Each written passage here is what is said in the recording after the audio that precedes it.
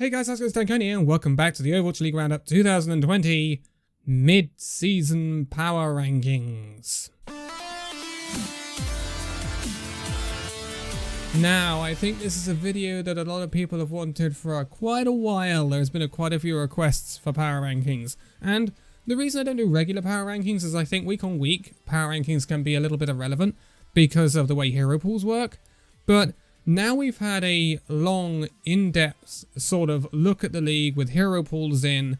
We've kind of got the idea which teams are able to adjust to hero pools well and which teams that are kind of struggling when adjusting to different hero pools in different weeks. So I think now we're on this mid-season break sort of thing, is a good time for me to just take a look and do some mid-season power rankings. Now we will compare them to my power rankings before the season started, which is going to be quite funny because, yeah, some of my power rankings are certainly nowhere near what they are now. But again, it's going to be super interesting to look at this, and I'm not going to divide it up into two videos like I did before the season. We're just going to rattle through this in this one video, so it's going to be super interesting, and we're going to get straight into it. So we're going to do this starting from bottom and go all the way up to the top. And actually, I had a bit of a dilemma at the bottom, which I didn't have at the start of the season, and I haven't had really until the past few weeks, because obviously we've had the Vancouver Titans saga. So in 20th, I do still have the Boston Uprising. The Boston Uprising have shown some promising results in recent weeks with the win over the Gladiators and the close match against the Paris Eternal in the May Melee. But the Boston Uprising, I think they may be improving slowly, but I still don't think this is a team that can get themselves off of the bottom of the league right now. But having said that, I do think that them, alongside our 19th place team, which is the Vancouver Titans, could be fairly close depending on what happens in the future. Now, the reason I've given the Vancouver Titans the benefit of the doubt here is because of Shockwave. They assigned Shockwave just before the May Melee, and then they played the Toronto Defiant in that qualification match, and they actually looked decent. Shockwave looked good. So I think the Vancouver Titans versus Boston Uprising match, whenever we get that, is going to be super, super duper interesting. Because I think that will tell us who's kind of rooted to the bottom of the league right now. Because I really don't think it is absolutely staunchly Boston Uprising right now. I really don't. I think Boston, they've looked to be improving ever so recently. And Vancouver, obviously, no one could have foreseen their issues. I mean, in the old power rankings, I had Vancouver Titans at 5th. Obviously, that ain't going to be the case now. So, yeah, it's going to be super interesting to see what happens with them. So, in 18th, I've got the Toronto Defiant. This is actually down on where they were in my previous power rankings. And so, Toronto Defiant, they came to the season, some nice signings. The really good signing was Shore4. And it's kind of been okay. But a lot of the time, they've been relying on Shore4, and we didn't see Shore4 at the May Melee because he wanted to reset his mental, which is fine, but I think this Toronto Defiant team is slightly weak without Shore4, and also I think their tank line lets them down from time to time. So this is why I put Toronto quite low, and it's unfortunate because I think with perhaps one or two signings, this Toronto team could be fairly good. So they were one of the dark horses before the season started. Well, they might actually pop off. They might do fairly well, but I don't think that's going to be the case now. I think we're going to look at Toronto that is going to be around where they were last season, around that near the bottom of the league. So in 17th, we've got Chengdu Hunters. Now, this might be slightly harsh on the Chengdu Hunters, but I did have them around 12th, 13th in my old power rankings, and I thought they were a team that were going to be able to, take some scalps at random points during the season. But they don't seem to be doing this, oh, we're really going to catch you out sort of style anymore. They're playing more meta, and they're coming up short against a lot of teams, and it was telling when they lost 3-0 to the London Spitfire that they really are probably the worst team in Asia right now, even though they have got surprise victories like 3-0 over the Shanghai Dragons much earlier in the season now. So I don't think Chengdu have got the consistency to make play-ins or anything like that. That's what I'm saying here, and this absolutely roots them as the worst team in Asia. It's unfortunate because, considering what the Chinese Overwatch World Cup team can do, it's odd that the Chengdu Hunters have not been able to translate that into the Overwatch League. But yes, Chengdu, it's a difficult one. It's a difficult one. But in 16th, we have the Houston Outlaws. So, Houston Outlaws, it's not as bad as it was looking early on. They have recovered to a certain extent. It's looking better, actually, with hydration on the main tank. I still think if Houston Outlaws picked up a really solid main tank, not naming any names, Kaiser, or someone like that, someone who is really solid, then I think the Houston Outlaws could be pretty decent. And I think they can improve like we've seen the Dallas Fuel improve. Only the Houston Outlaws DPS line can't compete with the likes of Decay and Doha. So that's what kind of lets Houston down. Even though Houston have got a decent team, they haven't got a team that is going to be a play-in, play-off team, unfortunately. That's my opinion there. But in 15th, we have the Washington Justice. Now, this is actually the first team that is moving up in the rankings, I believe. And the reason for this is Stitch and Janu. I thought Washington would struggle this season. A lot of people came into the season with a lot of hype around the Washington Justice. And it was just misplaced. They never really achieved what we thought they would achieve. So then we get these changes where Corey is left, Stratus is left, and now they bring in Janu and Stitch. And they are also moving to America, so they are going to be on low ping. And encompass that all together, Washington Justice are getting some jigsaw puzzle pieces here. And if they can knit them together with this all-Korean sort of thing they seem to be going down, then Washington Justice could improve towards the tail end of this season. I don't think it's going to be enough for this season, but next season, Washington Justice could be a team to watch out for. So I think they will improve as this season goes on, as Stitch and Janu get moulded into this roster and perhaps another signing just to round it all off. But Washington Justice have got some really nice components. And honestly, they may be able to, if they can get it working quick enough, get a better placing than 15th this season, I think. But in 14th, I've got the London Spitfire. This is down on where I had them. I had them around 11th. And the reason for this is, London Spitfire, we had so many questions coming into the season about the Spitfire. What were they going to do? How are they going to play? Who the hell are these players? And all that. We've seen these players now.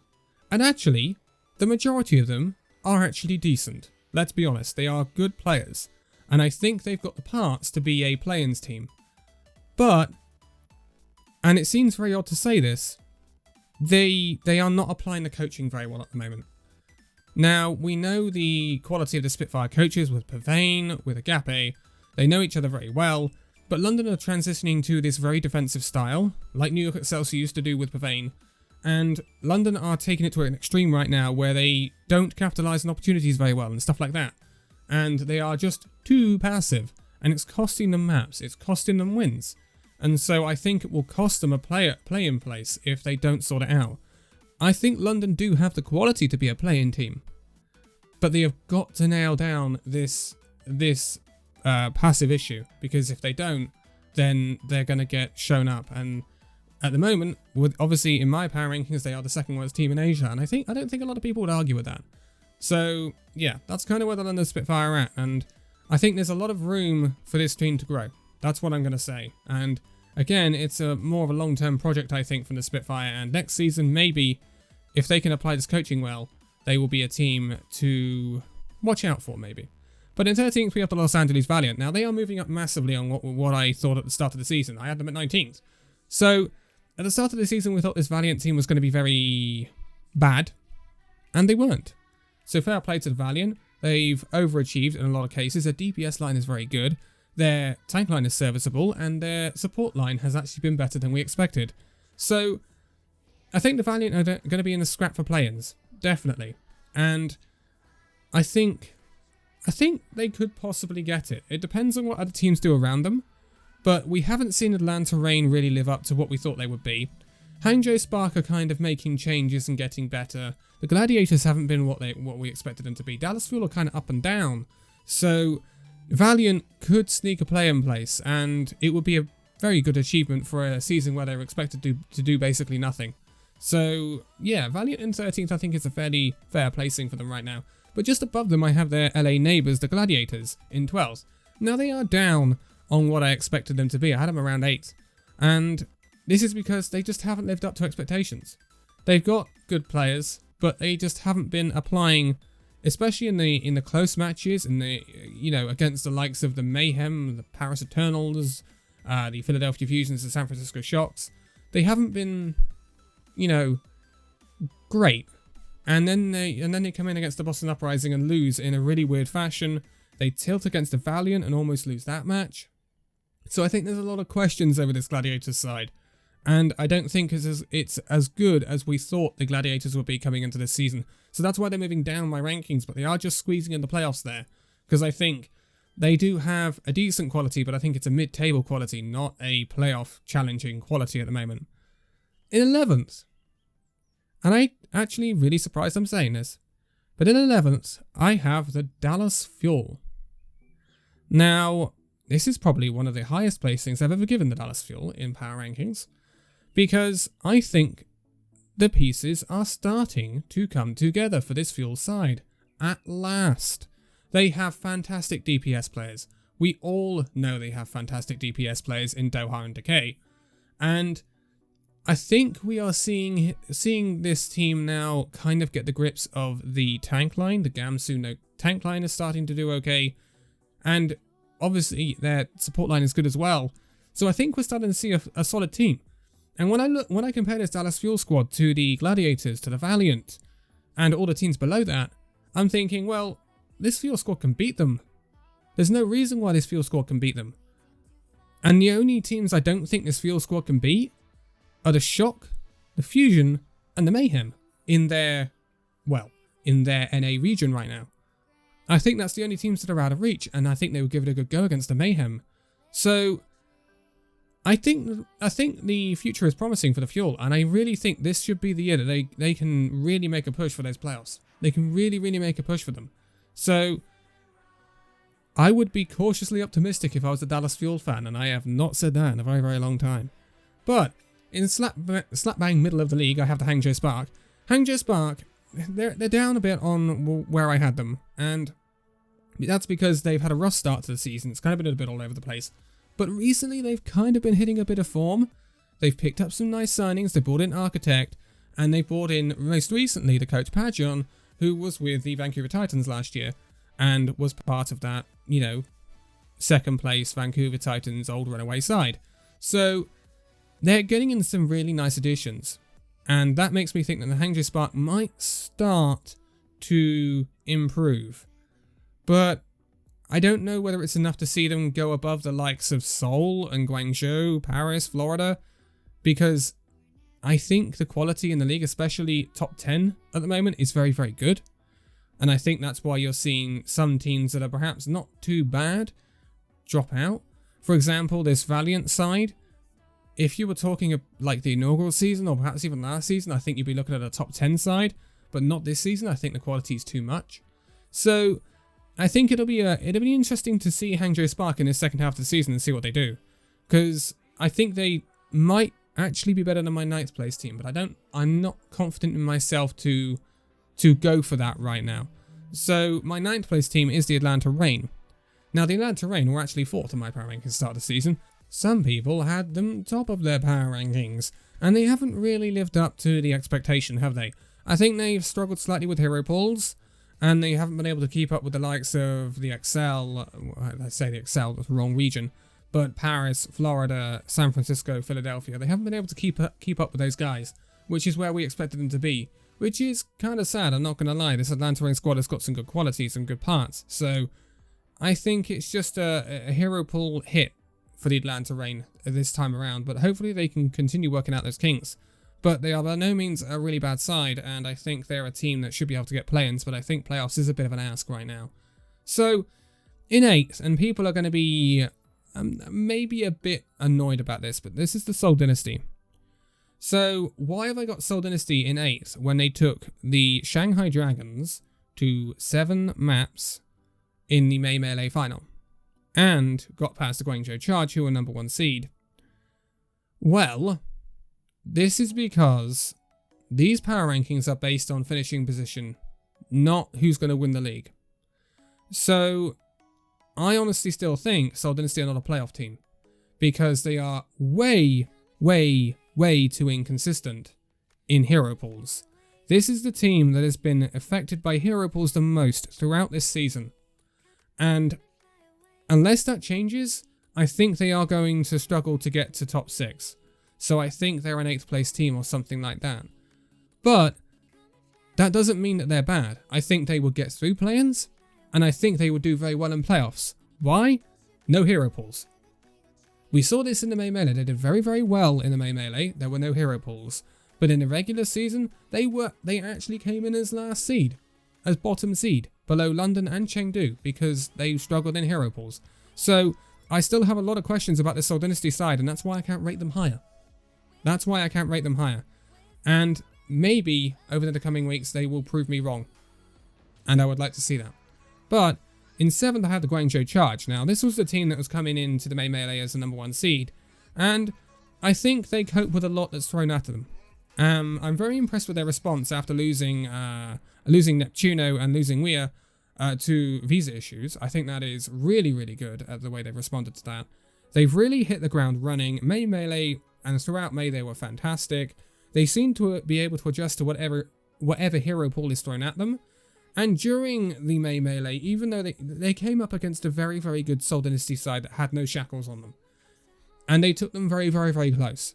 So I think this Guangzhou Charge team is a very good team, and I think we're looking at the underdog challenger to the top teams in Asia is what we're looking at in the Guangzhou Charge. And we will see if they can maintain this really good form going throughout the season. If they can, then perhaps 7th might even be a little bit low. We'll see. But in 6th I had the Paris Eternal.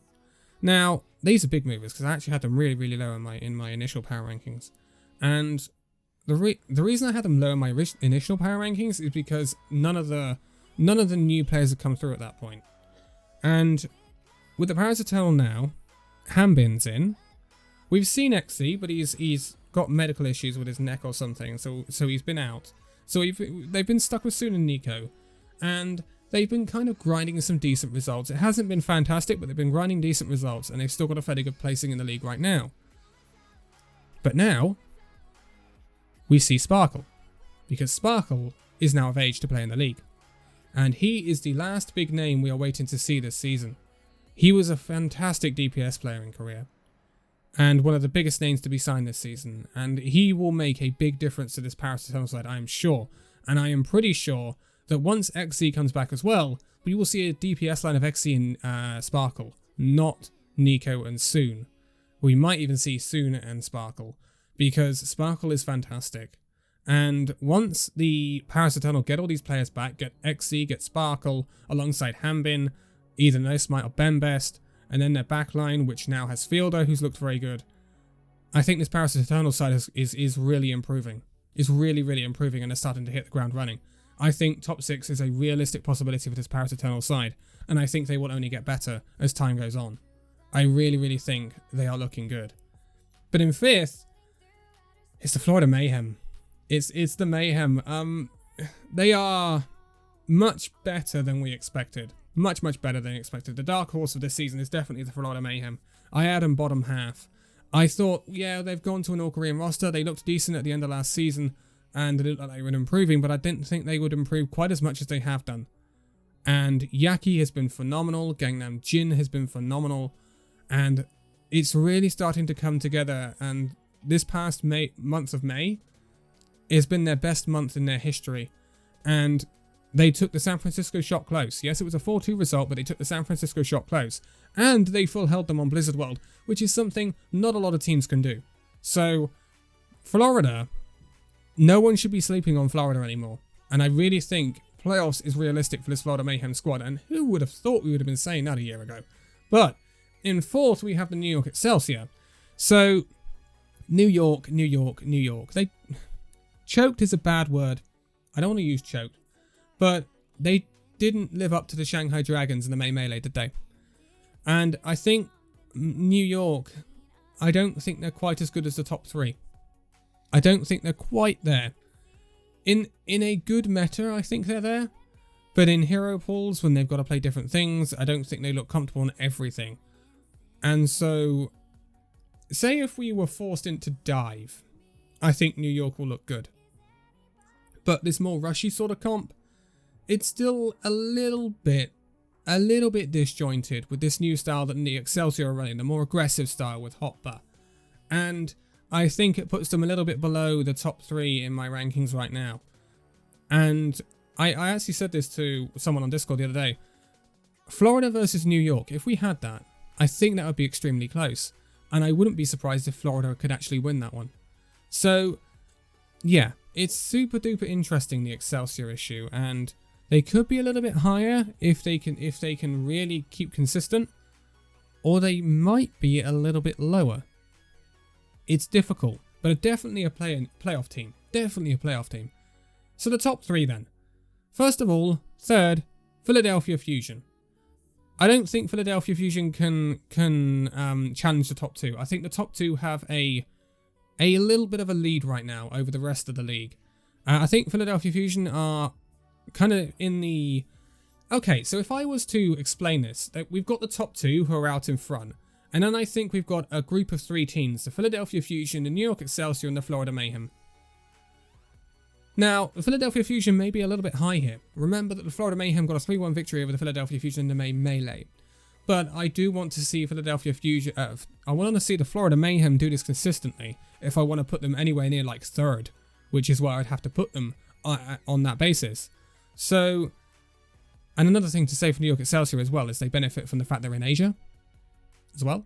So, Philadelphia Fusion, I'm still asking questions. And earlier on in the season, we would have said Philadelphia Fusion are the best team in the league, and I don't think that anymore. I really don't think that. But they are better than what I expected. That's what I can say. So the top 2 then. Who's second? Who's second? Is it Shanghai or is it San Francisco? It's going to be San Francisco. Now, I had a big debate with myself about this. I really didn't know where to put them. Whether they should be top or whether they should be second. But I have seen some cracks in San Francisco this season. Some very, very small cracks. We saw them against the Florida Mayhem. I think the San Francisco Shock are consistent enough to be up where they are. But when they come up against the big teams, we haven't seen the Shock versus the Fusion yet. We've seen Shock versus Florida, but I think this Florida team is still growing. And remember, Florida took them close. So I still have some very small questions about the San Francisco Shock. I want to see them go up against the Philadelphia Fusion. I want to see them really show me that they're back and they want to be dominant. So that's what I'm thinking. That's what I'm thinking with this. And that obviously means that in first place I have the Shanghai Dragons. Now, the only chink in the armor I can think of for the Shanghai Dragons is a 3-0 loss to the Chengdu Hunters early in the season. And that was the first match that Shanghai played this season, I think. So I'm willing to overlook that. I'm willing to overlook that completely. And ever since then, they have looked very good. They came back against the New York Excelsior, however that might be because New York Excelsior kind of choked in the regular season. But in the main melee, they swept the Excelsior. They wiped the floor with them. There was a clear gap in skill. They wiped the London Spitfire took them close, but I think that's because if London Spitfire can prep for a singular game in a week, they will do decently. But I think when we saw the London Spitfire having to prepare for 2 games and it included Shanghai swept them. So I think that's what happens there. I think Shanghai are going to be up there. And I think they're also kind of benefiting from the fact they're in Asia as well. They are the best team in Asia right now. We can't deny that. And if they can keep getting consistent results and they can keep getting the wins over the likes of Seoul and New York, then they should be top of the league. I don't know why they wouldn't be. It's a shame we don't get to see Shanghai, San Francisco, because that would really tell us where things are at. But so that's my power rankings.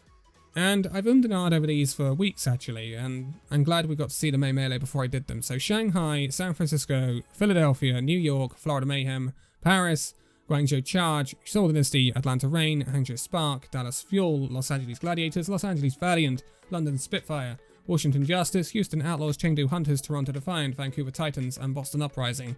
And there's a few teams you could move around. The top 2 could be moved around. The 3rd, 4th, and 5th could be in a different order. You could maybe put Guangzhou higher. You could maybe put Seoul higher. You could maybe put Washington higher, maybe. And 19th, 20th, Vancouver and Boston. It's possible that that is not the order that those could go in. It's possible. But I'm not going to rabbit on for ages because this has been a fairly long video. But finally, I've done some power rankings, which I think a lot of people have been waiting for. And yeah, let me know what you think in the comments below. But for now, thank you guys so much for watching this video. If you liked it, give a like, subscribe if you're new, and I will see you in the next video. See you then.